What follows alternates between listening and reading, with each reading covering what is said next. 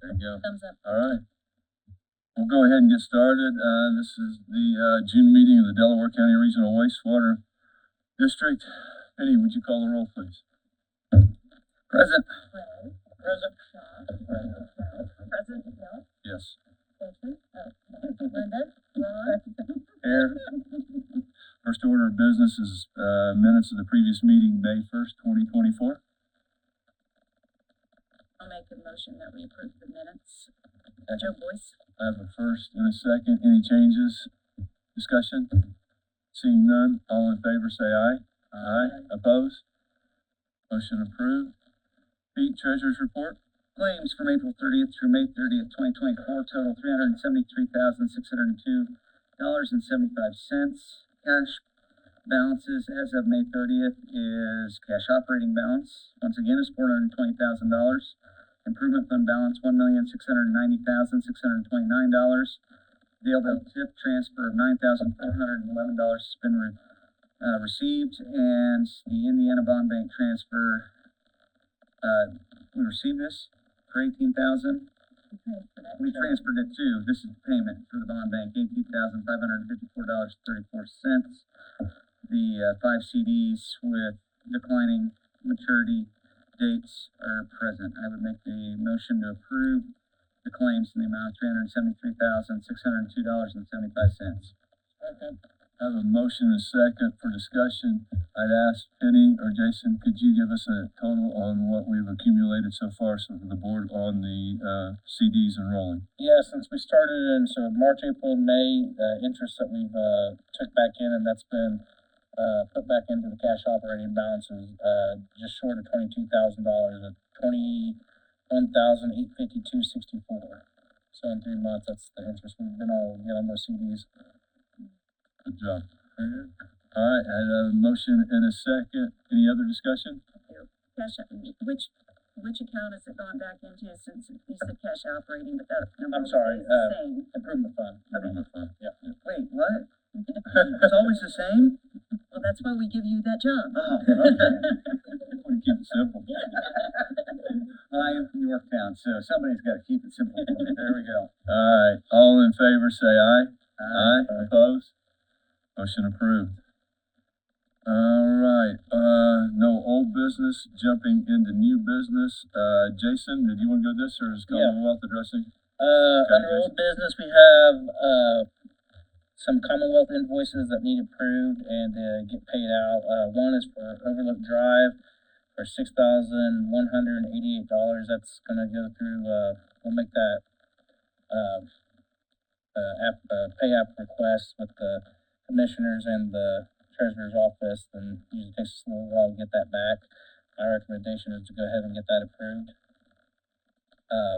Do them all three at one time. Yep. Then we also have a Roriton Relief Sewer Project. Those will, 2 of them actually. One for $4,808.88 and $7,826.25. Both of those are for Commonwealth too. I would make the motion to approve the 3 invoices for Commonwealth Engineering. Second. I have a first and a second. Any discussion? Seeing none, all in favor say aye. Aye. Opposed? Same sign. Motion approved. The next one we have SLB Overlook Drive pay app number 3. That will be for $166,011.55. Rob's reviewed this. I've reviewed it. All those houses, all 11 houses, plus the 1 additional tap are live connected now. Kind of last week, Scott and Rob Scott have been going through down there with a fine-tooth comb and getting them to where we've hit substantial completion. So, of course, you get some homeowners that are kind of worrisome once you kind of get to that point and have some complaints, but I think over and all, it's been a really good project to get to where we're at. The restoration that they're complaining about. Always, yeah. Yeah, so I'd make a recommendation that we go ahead and approve that 3rd pay app. Then with that, another one Rob can talk about further, I can too. They've also asked for us to sign off on the substantial completion too. So, is there a financial component of this? Right now, we got the third payout. After the third payout, we still have to pay out the retainage, and we'll have, right around $81,408 left. So I think when I looked at the last payout, it was around 52,000 was still, retainage. Do you have a number on this, Rob, that you're asking for the substantive completion? So, yeah, the request was made effective May 16th, and we've got confirmation that the system was live and operational on that date. So, our recommendation is you accept their request, and what that does is it starts the 12-month warranty period. So, 11 months from now, Jason, myself, or someone from my office and his folks will go out to the site and do one last walkthrough while it's still under warranty, and anything that we notice that still needs to be addressed, grass that maybe not have taken, or maybe there's some pavement that doesn't look right, we'll flag it before the warranty period's up so that we can get it taken care of. That being said, the request, in addition to triggering,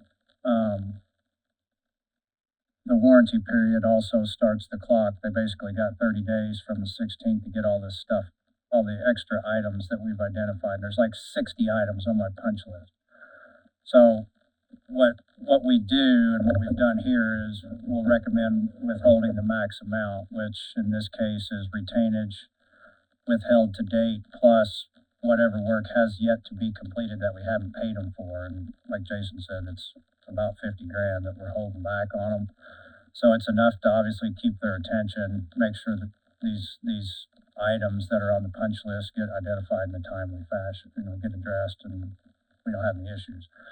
By contract, if it takes them longer than 30 days, you have provisions to penalize them if you so choose, but we're not there yet. And they seem to be working on addressing all the items, so, but, So the 50 grand is in.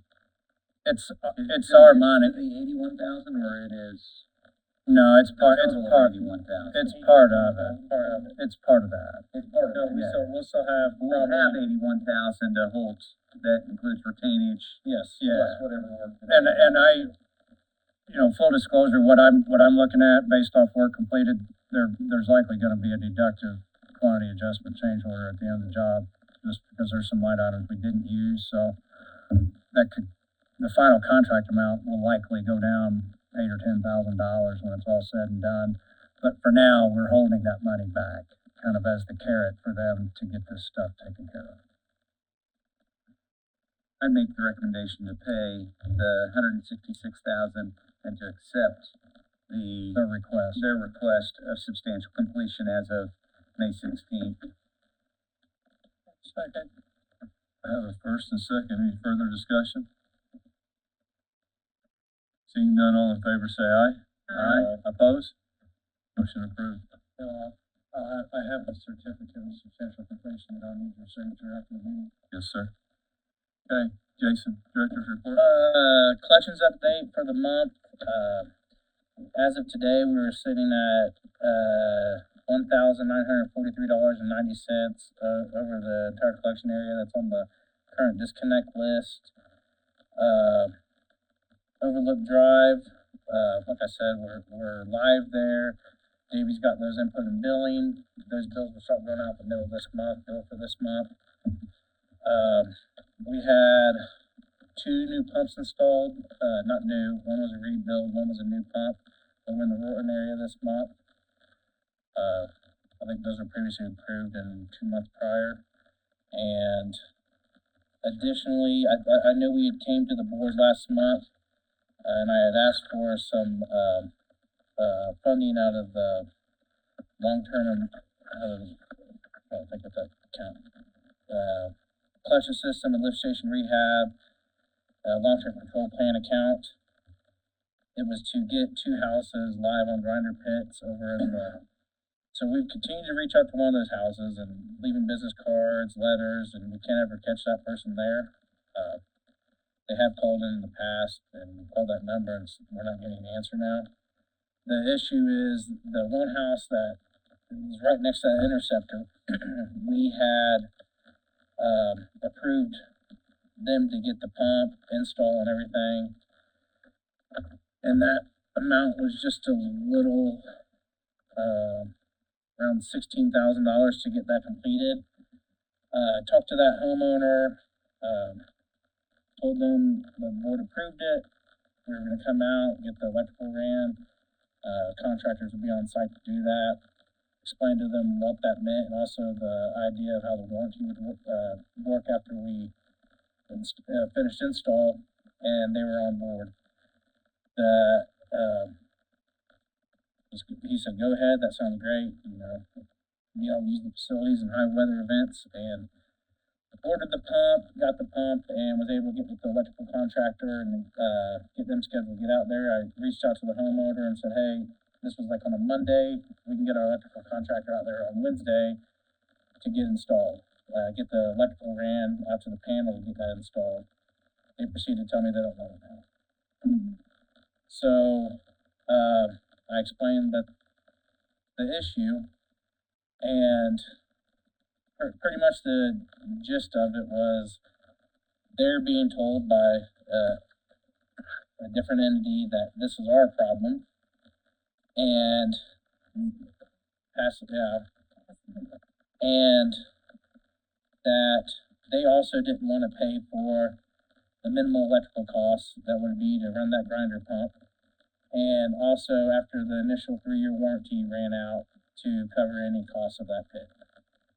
And I explained to them that we have these systems set up all over the district, all of DeSoto, parts of Camac, Tanglewood, multiple hundreds of customers that do this, and we will get calls, but generally it's because of grease dumping, rags, stuff like that, where people have continuously, even we've ran into situations with people having downspouts tied in and the pump continuously runs and it burns up the stator or something.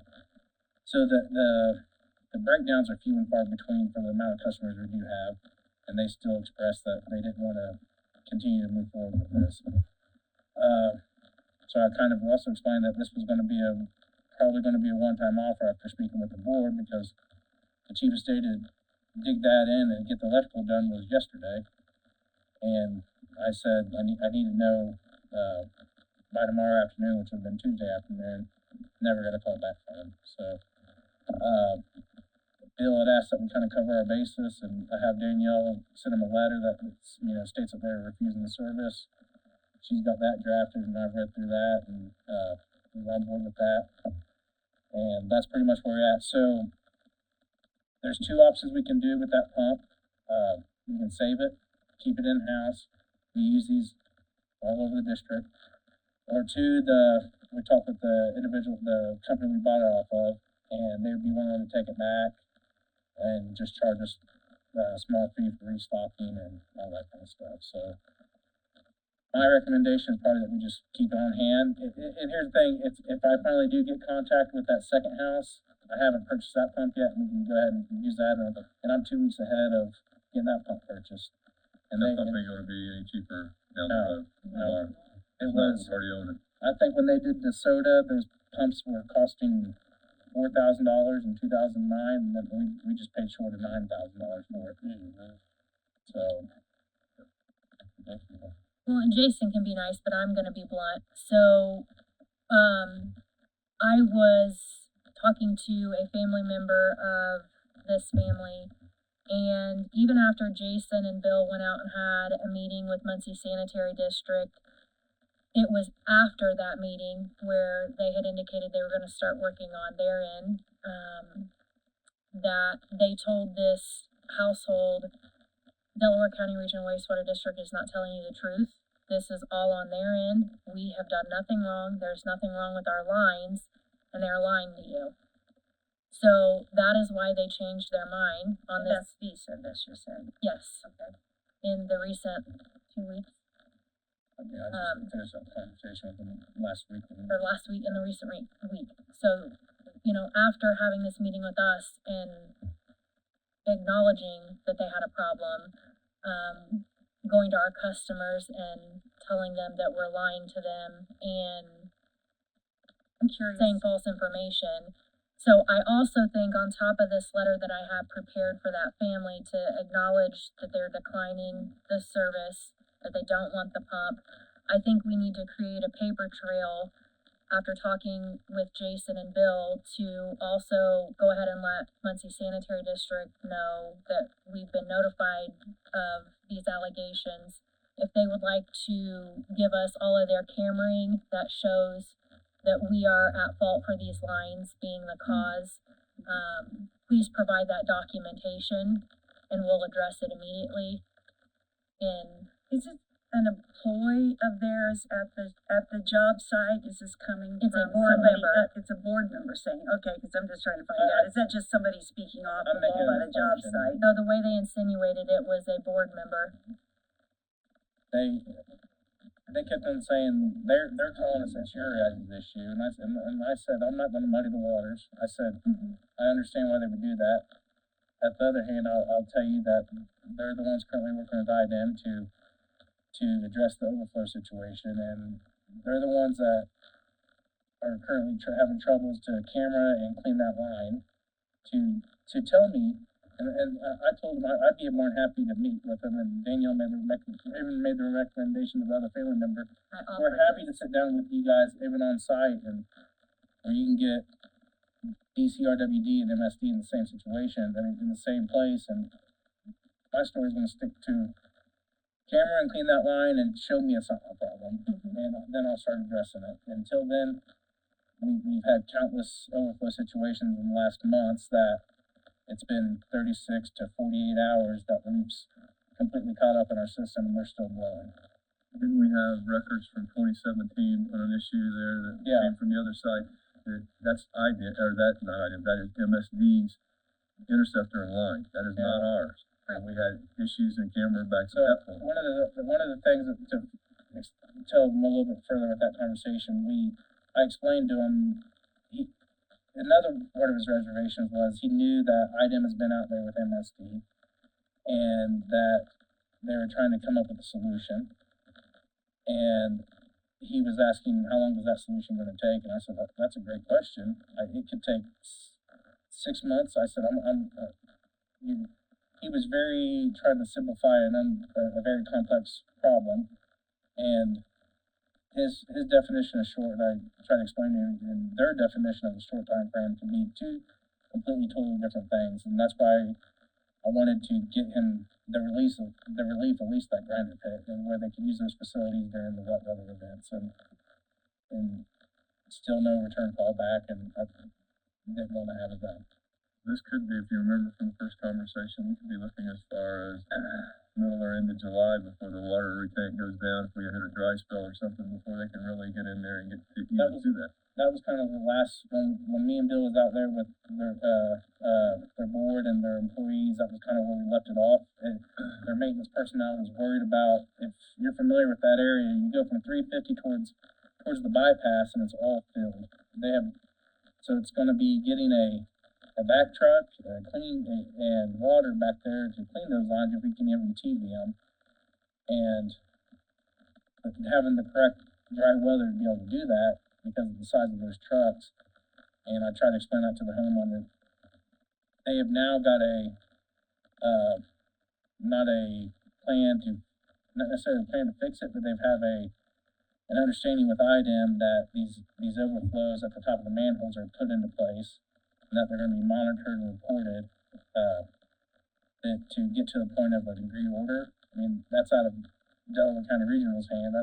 It's only a conversation between Muncie and IDEM.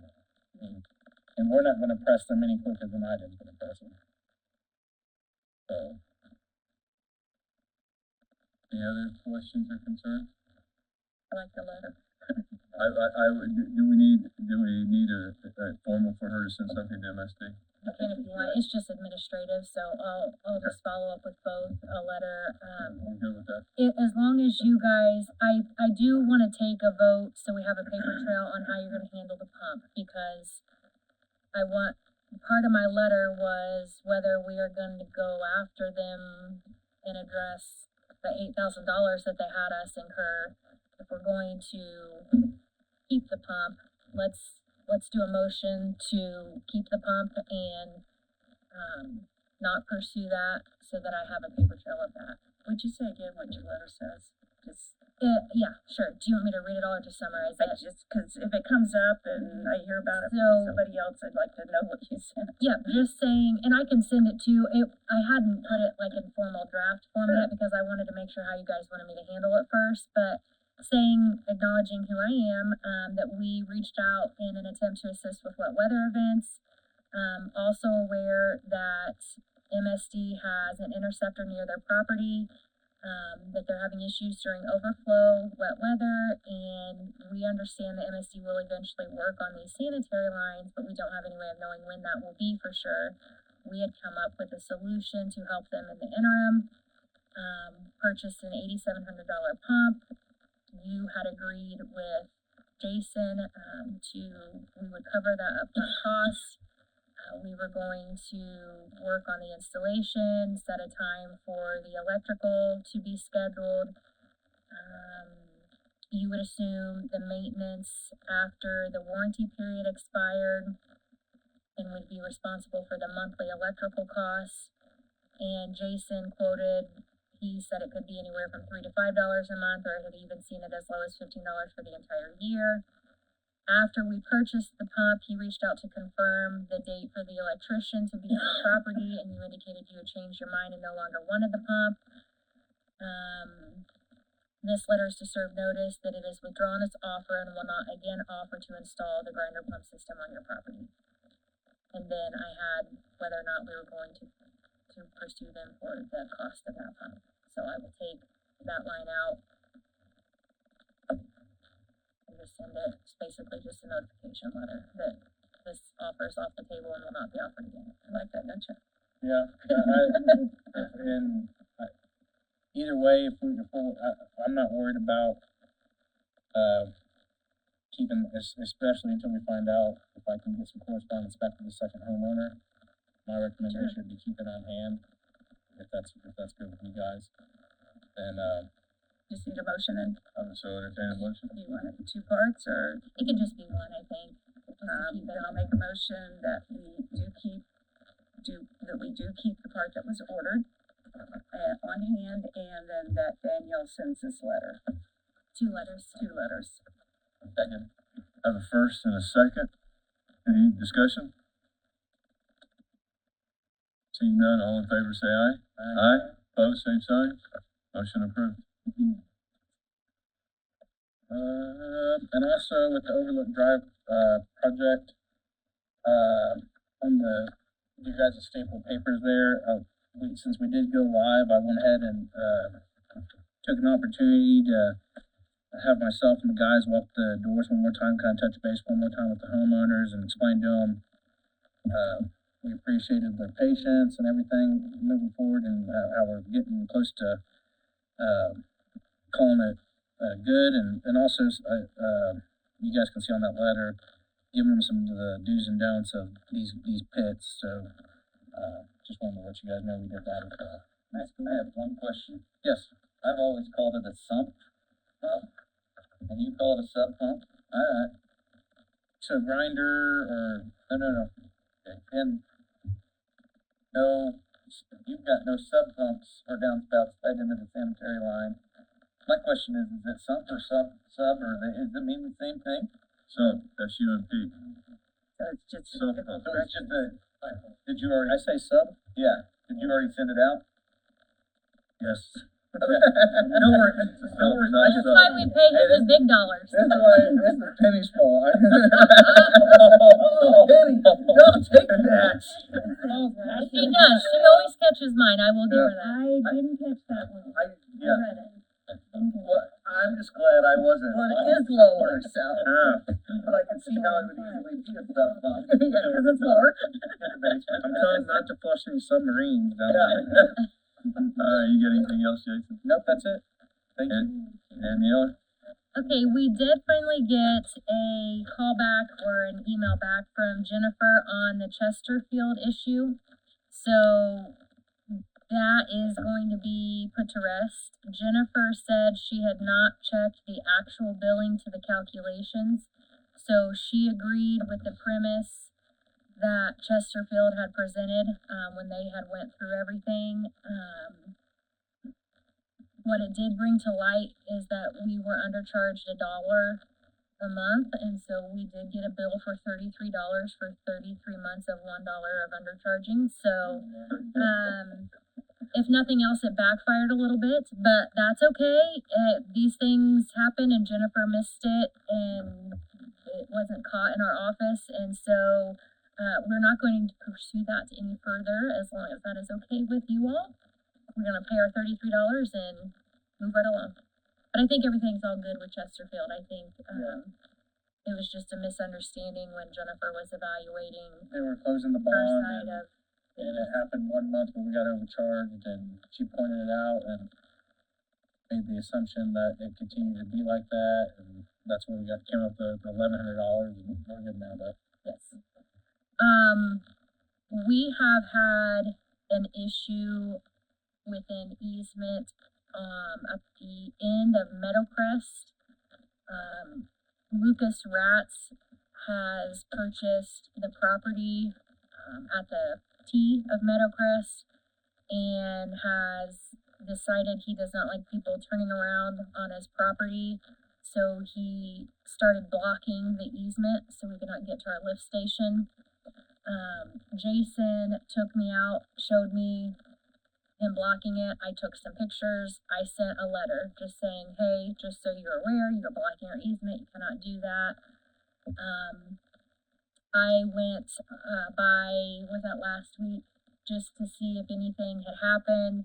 Went down, took more pictures. He has moved from a different part of blocking the easement to blocking the other side of the easement.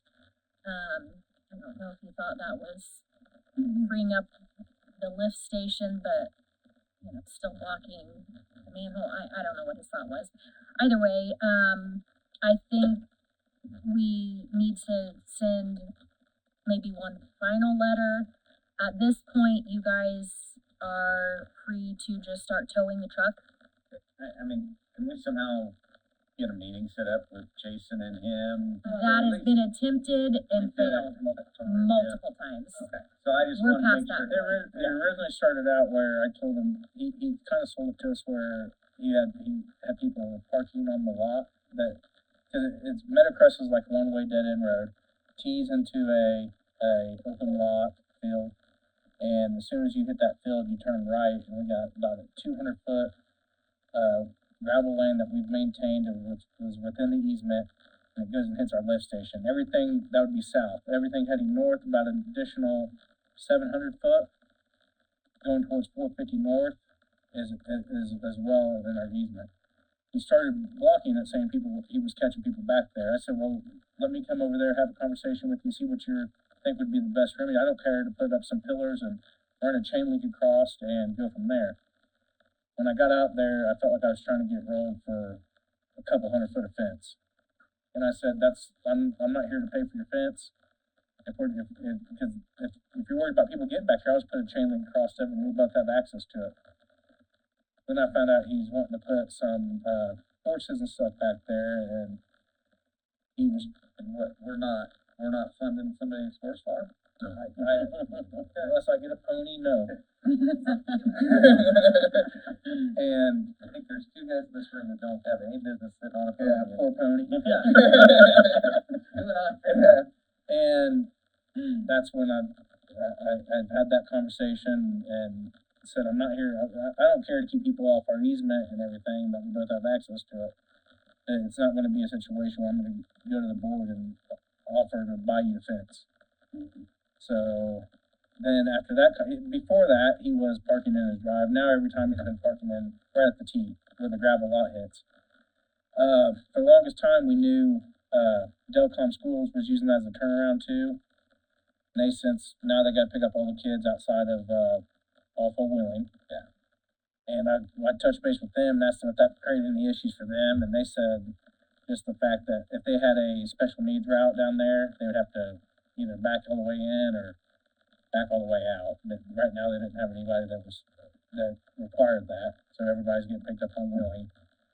So yeah, if it's a lane and a half wide, that entrance towards that field to access our easement, he was originally sitting in the, right square in the middle, now he's just sitting to the north side of the road, and Danielle said toe, and I'm worried, and personally, I sent a letter I didn't wanna first, worry about okay? property damage on our lift station or something stupid like that as well. When they can't pull in and back a trailer up to mow and get back out, cause he's blocked that totally. So, I agree, Ray. I wonder if we should just, in that letter, say, hey, it's obvious you're having problems with people. We're gonna take the initiative and we'll schedule a gate to be, let's get some prices on gates. Let's figure out when they can do it. And by gate, I mean the two columns with the chain in between, or if you guys are gonna do it, schedule it, tell them when we're gonna do it. Tell them that vehicles can't be there that day because that's when it's gonna be done, and if they're still there, that we will tell them off the easement. that is a decision for the board. The only thing I cautioned Jason when this was brought up is he's just gonna park his truck on the other side of that chain, and we're gonna be out the money for the chain and the columns, and we're gonna be sitting in the same place. He's made it clear he doesn't care. Well, I mean, He does, they have contacted me, the family has. He does care about liability of people going back there besides, they're getting into his property and. Where he's parking right now is not blocking anyone from getting on his property. It is only blocking us from our easement. Well, I didn't say he was blocking other people from getting in there. I said he's having trouble with people getting in there. And so, they're pretty riled up about it. Yeah, he was originally telling us that people were going down toward our lift station, and I said, Well, I'll put 2 posts up and run a chain link and only me and you have access to it. And he said that's not what he wanted. He wanted me to run a fence from all the way south, all the way north, and put that. And I said, well, somebody could drive around what we put up, but yeah. I mean, he's just concerned about other people getting back there and getting hurt and the liability Well, for him. I even offered to put If a he could fence, present that. that same chain link at the very end of Meadowcrest. And he said unless it came with the 200-foot of fence connecting his fence to the very end of the ditch line, that's not what he wanted. I said, well, yeah, Yeah. So I need to know how to proceed from the board. I'd rather her write another letter, tell him that next time we're towing it, because I'm with Danielle. If that's the case, then I don't know, nothing's gonna stop him from just going down to this 1-lane road and parking at the end of it as well. I'm worried that there's nothing that we're gonna do that's gonna make him happy, so I don't wanna spend $2,000 on a fence that I don't even need. yeah, but I mean, I'll realize. No, I think my problem is we all know how Jason approaches problems for you guys. yeah, And he has tried to make something work. And so that's why you have me sitting in this seat is, Kind of the other situation that was brought up is that he does want to do, he's told me that he wants to do the horses and stuff, and that's when I kind of approached Danielle. I've never dealt with having to access an easement on a farm. Does that easement, am I responsible for that? he should not build anything on our easements. So, I mean, when people would come in for utility work, anything. for utility building or something, and they go, well, we wanna put it in the easement, and the answer is no, because we have to access that They with have, a they have the right vehicle. to access that at any time. I have a power easement to my property. On both sides of it, I have a double gate. The post pulls out in the middle. Why? Because if they show up at 10 o'clock in the morning and I'm not there, they don't have to ask my permission. They can open the gate, pull the post, and start digging in my backyard, because they have an easement through there. I cannot stop them. If I have something there, they have every right to tear it up and move it over. And they don't have to replace it, because the easement states, no permanent structures inside the easement. You don't plant. trees unless No. you. I want they're trees gonna all take down it my down, driveway yeah. and I can't have them It's because spelled there's out pretty utility. Jason, what he's saying about the horses or whatever, this is something he's thinking about doing. It is not something that's placed right now. They're not there yet. The easement is already there, so we're not taking away anything from him that he thinks he already has. Every solution I've came up with, that's what he keeps on going back to. I don't want that. I said, okay, well, then I'm not gonna do anything, cause I don't know what you want. Just as he did, I purchased the property knowing that easement was back there and that I could not put nothing in that 20-foot spread all the way across my backyard. It's in the center of my backyard. I had to leave it open when I purchased the property. I like the idea of a letter. I also, though, I would not like to see your men out there trying to tow without contacting the sheriff's department and letting them know what's going on. There's no reason to put you or one of your employees at risk, and Yeah. when he already does not like what's going on. So I think before you, or when you get ready to do that, Definitely. No update on Watson's. Jason sent another email, and we're just gonna let them know, because you're not getting us a legal description or doing this, do not call us for service to your lines because they're not ours. They're yours. So, contact Cooley, contact, whoever you need to, but we don't own them and they're not our problem. But I don't see any reason to keep wasting Jason's time. If they need to do something to transfer them to us, I guess they can let us know sometime. But no update there.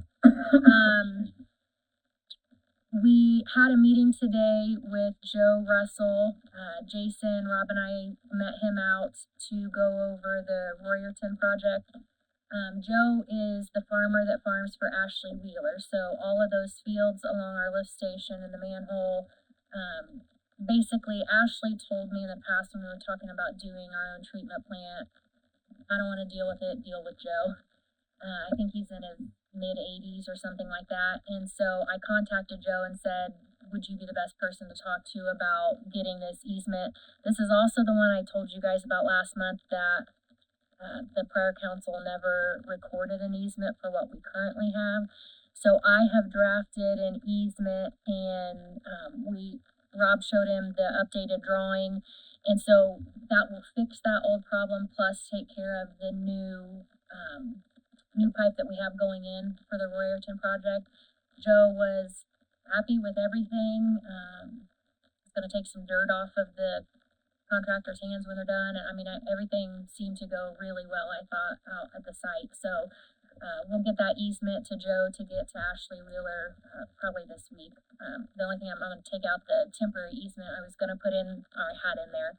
I'll take that out and we're just doing a permanent. So that will be done. And I sent some information, just informative information, as soon as I received it and dealt with it last week. Does anyone want that addressed? Joe? yeah. Okay. And I know we've got some people here, so I assumed. So Jason was contacted by IDEM and questioned about our current dealings with Westel, what the status was on our project with them, wanting to know about their lines going to Gaston and us maintaining them. And much to Jason's surprise, he could not figure out why he was being asked all these questions. Had a really good conversation with Andy, which I know Jason can speak for himself, but since I did the packet, I'll kind of summarize for him. He gave just a verbal timeline to Andy explaining what the project was going to be, when it was going to take place, when all of that fell through, and how we've gone about a year and a half, and that has been off the table. No dealings with Westel since that point. And so he was quite shocked by the phone call.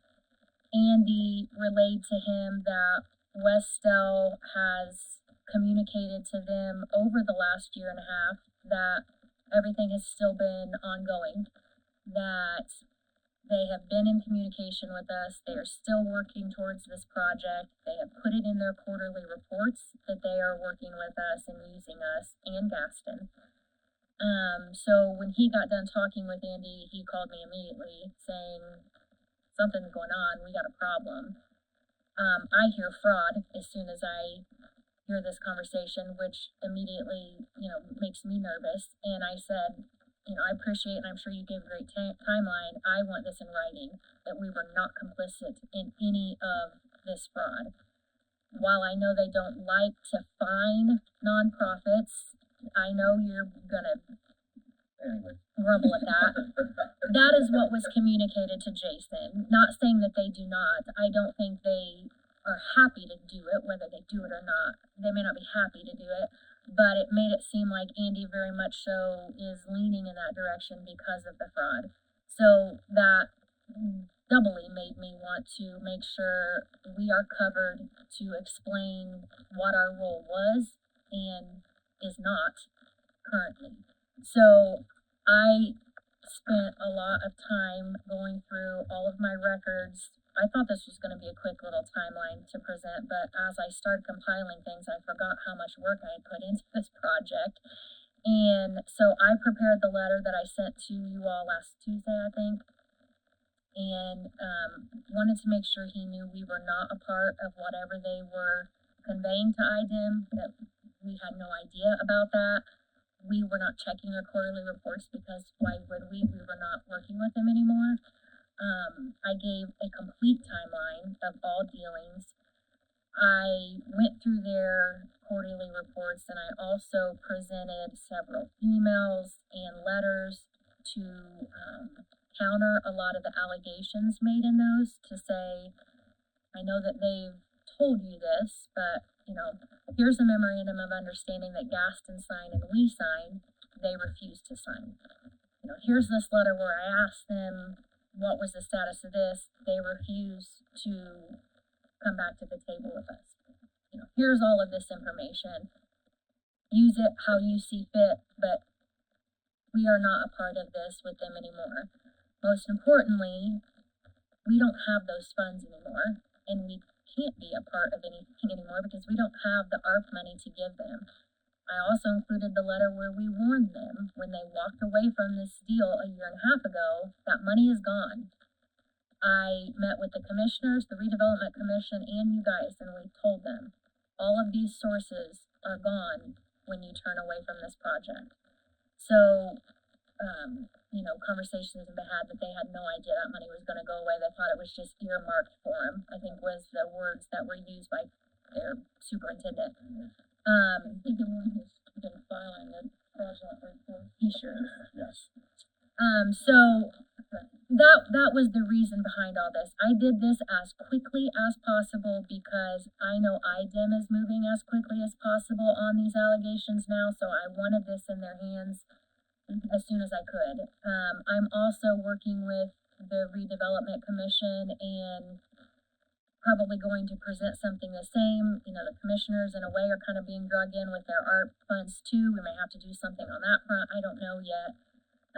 Gaston contacted me nearly 2 hours after Jason contacted me, getting the same phone call and preparing the same type of response to show they're not complicit in this fraud as well. So this has turned into quite an uncalled for disaster is the best way I can describe it.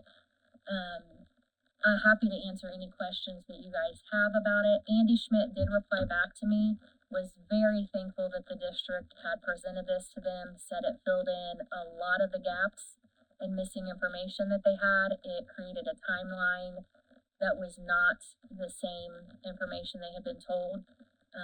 So having the actual documentation was extremely helpful to them, and they were very grateful. I've been in contact with Katina Gleason, president of Gaston, on a regular basis. Some of you may know before I was on this board, I helped up there on both the sanitary and the water up there through USDA, and there has been no conversation. She said, since February 23rd, I think it was, 23.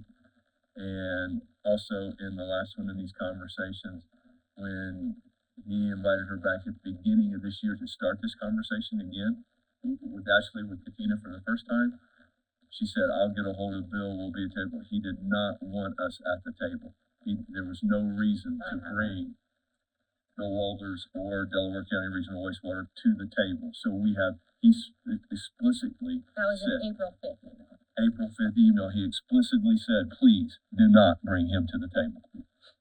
And We that's have in our not been, packet, we too. have not been in the conversation. No one has. I have Katina has been in contact with me, but we have not been in contact. I have not been in contact with Kyle Mealy until May 9th at the Delaware County Regional Wastewater, the DCRC meeting was the first time I talked to him since February of 23. Oh, and I also want to say too, and that's why I had started preparing this, and then I put kind of a little postscript in the letter. As I was preparing this, Kyle Mealy reached out to Bill and Katina and asked to set a meeting. Because I knew I was documenting all of this, we prepared a response that basically said, not that we were opposed to a meeting, never have been, wanted the project in the first place, said, please let us know how you envision our role in this meeting. What are you thinking we can bring to the table, because we don't have ARP money anymore to present to you guys for your project. So what would you like us to discuss at the meeting? In his response, and I think I have that in here also, it was, well, clearly I've misunderstood, I'll let the board know. That was very much not what the email said. It was just, let us know what are we coming into a meeting about? What do we need to be prepared for? And then we're completely cut back out of this meeting, which is fine. I anticipated that was going to be the way that was going to go anyway, because they don't want us involved in this meeting. They never have. So just so you guys know, if people contact you, Bill never said we won't sit back down with you. We just wanted in writing for them to explain what role they wanted us to play in a meeting. We don't have the funds.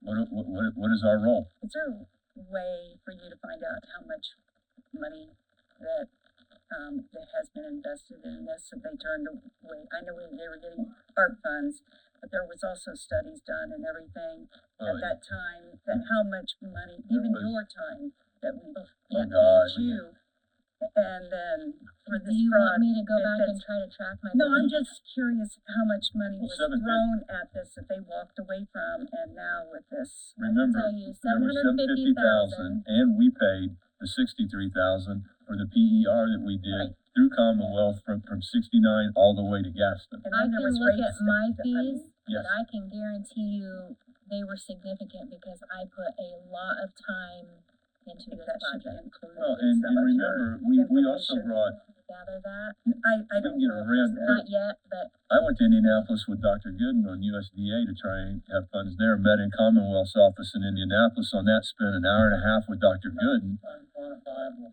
And then, funds that Right. were not realized because it got stopped before you made application. made application, we had to go. And then we had the same deal with Jim McGough at IFA. I had a conversation and several talks with him and brought him to the meeting and sat in the back, and he was interested in that $150 million that he asked for 5 years that he could have done. The project could have been 100% free if he decided to sign his name to it. I thought it'd be good to show it as true, sincere, effort that was made, a costly effort also, that it Very turned out. clear. They- It was very clear in their position that they wanted to be involved with this project. at Yes. the school.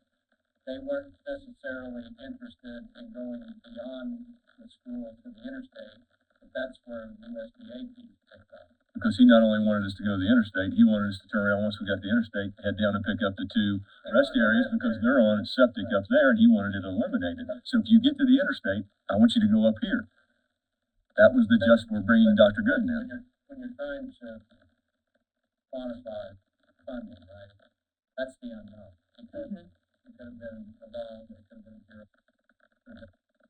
You have no idea. That's Until we make application. couldn't get past that step in the process. What- Get them to understand. What they couldn't understand was each application had to be scored in front of the committee. Once the scores went down, the pile was separated, and then the money was divvied up to the ones with the highest scores. But you had to submit an application to have it reviewed and get scored. And we tried to get that through so many times. And the MOU was signed by us and was signed by Gaston. We all understood it. The problem was Westel, not us. and not Gaston.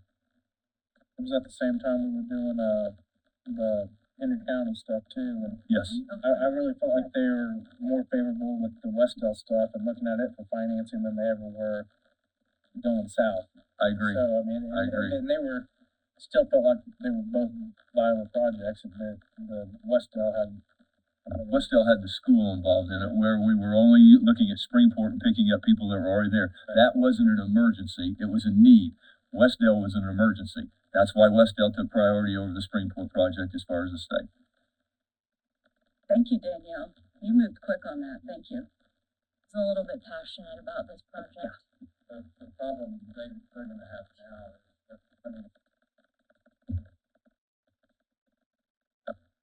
any application that gets submitted A whole nother year. next year on the website. Danielle, do you have anything else to add to that? No, and actually I that's, just know on this one, because Gary, I don't mean to point you out, but if you would like to have, now would be the time if you have anything that you would like to say on this subject at all. For a few minutes, I probably got too much stuff here, so I'm gonna make it short. Kerry Malco, 7501 West County Road, 750 North. Instead of taking your time up, I'll just set these packets there, go through them. It's just probably renditions of what's already been said, been passed around. I went through the Westdale part of it, so you've got the IDEM, you got the state, you kind of know what's going on there, you pretty much know what your timeline was. I think it's important to kind of see what the timeline of Westdale's was. We can kind of guess and put some pieces together. In some of this information here, very limited resources of what I could find and get. If you happen to have some free time and you want to take a few minutes and do some reading, go to the Westdale School Board for their minutes. It'll take you about 30 seconds or less to go through their minutes because it's very vague on there. If they have something to describe anything with the wastewater treatment facility, that's all it says. Discussing wastewater treatment facility. I think what this board needs to know is there's other projects that was going on. We know the history from the past. They opted to go to a turf football field and a track. When I spoke at the Westdale school board meetings, the track was vital. I was fully supportive of that. That needed to happen. If that didn't happen, then eliminate the track program because their facilities was not up to par. They didn't use it for the last 2 years. Back to the turf football field, like I explained to them that was a want, it wasn't necessary. Nobody was stopping to play football or anything like that. Neat program, neat turf to have out there, wonderful. I'd love to have it, but we had something that was a little bit more important. On there, before I lose track, we had Smith Associates. They did a survey on the wastewater. This was back in September 28th of 2023. The reason why I mentioned that real quick, so that way you have an idea that this was being addressed. This school board, superintendent, knew there was problems. You know, to sit here and say, hey, it's a surprise that they didn't know it. No, they didn't. They had a compliance report, which you have. I'll give the copies of it there. The compliance report basically indicated of what they were planning on doing in the response of the violations. They had 82 violations for their treatment facility here in the past year of 2023. 82. Next thing here, which I have no clue, you guys can look through the pictures and everything. The school went ahead on December 5th, needed and wanted, because it was recommended, to do a videotaping of the pipelines to give an idea of what the condition was. They paid a little over $4,000 for this right here information. I'll have some numbers, some photographs. You guys know the stuff, I don't. I'm going to leave that here as well. Riveting to watch. Never watched it. You should watch it, Terry. I grew up on a farm, so I've seen a lot of stuff, so it really doesn't intrigue me. Many shovelfuls of stuff. Boring stuff you'll ever watch in your life. Yep. Stuff that's interesting to get down there. That's in December. The next part, though, that I want to sit here and tell you about was in December, there's talk of remodeling their baseball and softball facilities. In December, right when they're doing this filming. And they put the bids together. So you know there was a time frame for that. I don't know what it is because it's not in the minutes. That was in December. And then they sat here and they put that forward towards the board members in January.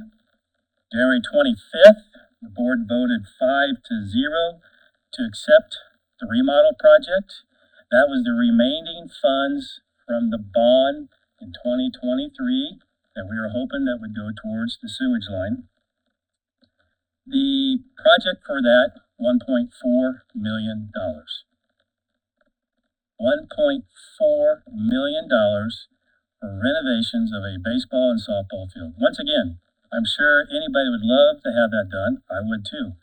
But we're putting that and we're telling state and IDEM that's more important than the 82 violations that took place in the past year of 2023. The IDEM, which I have here, I made some copies as well. The report, you might have that in there. This is from the January 31st. This right here kind of tells the satisfaction, unsatisfaction of the treatment facility through IDEM, which is Andy, who has made contact and has been picking that back up. A year and a half ago, I had made a phone call to Andy. I didn't know who he was, but I called him up and told him at that time the football field / track, that's where the money was going at, the sewage line, to get all types of information from him. He was, under the full understanding that the sewage line was going to take place.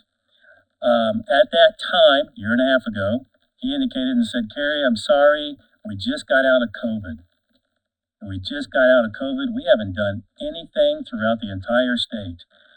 Westdale is not one of our top priorities. But I will tell you this, we'll come back to it in about a year and a half from now. Let us get these other things that are more severe done. Well, I put it on my calendar, a year and a half. I made the phone call. That's part of the reason why we're having these discussions.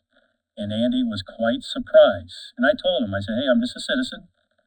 Don't take my word for it. Please contact so-and-so, please contact so-and-so, and please contact so-and-so. That's what happened. I want to come forth, hear what you had as far as information.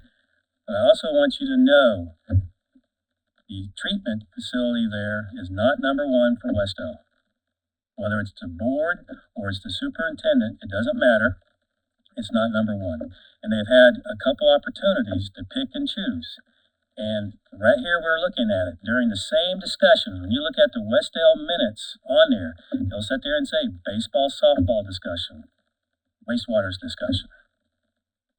Now they have a contractor who is certified that maintains the oversight of this here sewage treatment facility. I would think there would have to be, and I can only assume, that there would have to be some discussions with that in person who's certified, who does the testing and everything else, working with IDEM, surely passed on this information to the administration, to the school board that says, we have a problem.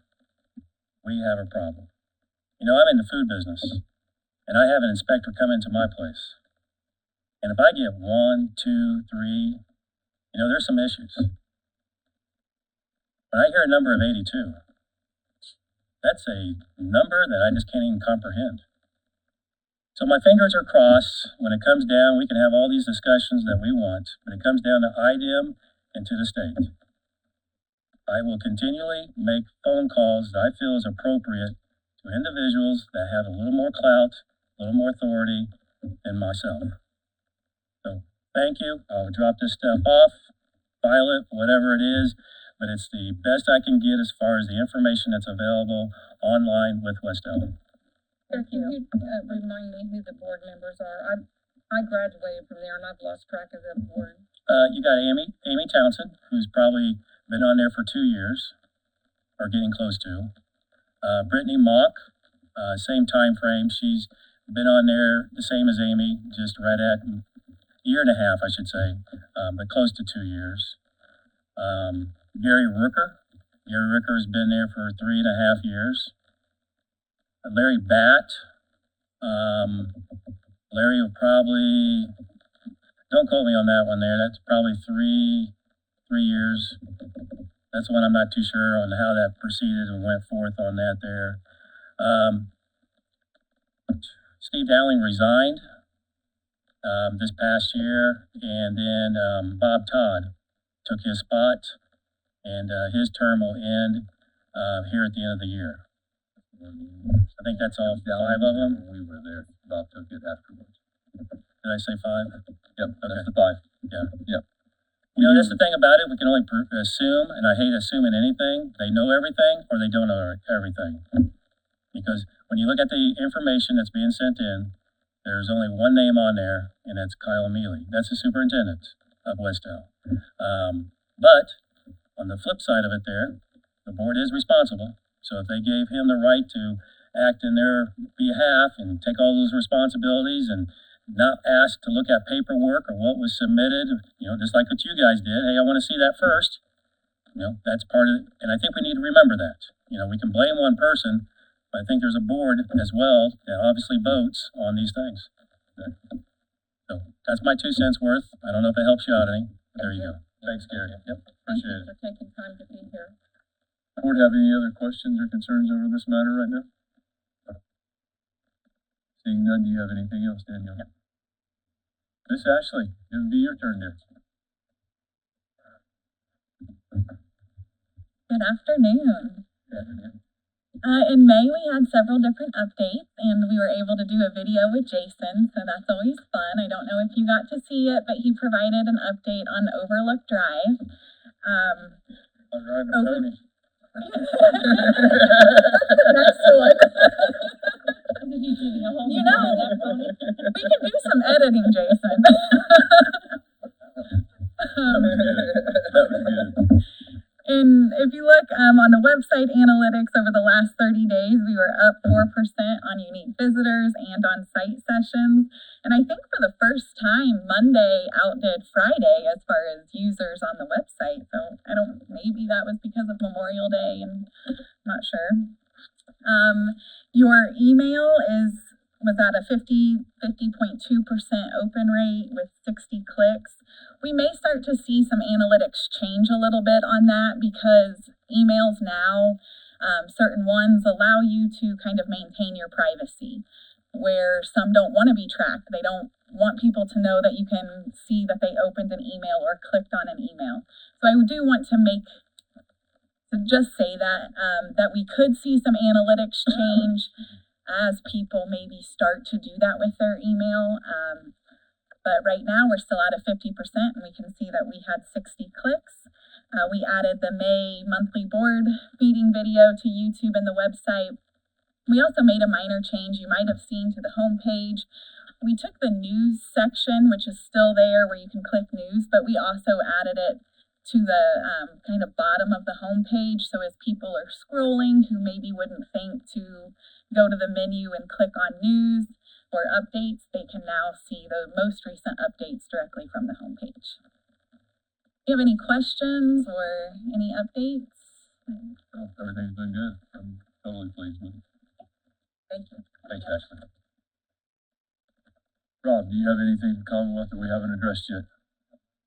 Okay. Seeing nothing else there, does any board member have anything that they need to bring before us today? Anybody else? I have a motion. Do I have a second? Second. I have a first and second. All in favor say aye. Aye. We are adjourned. Thank you all.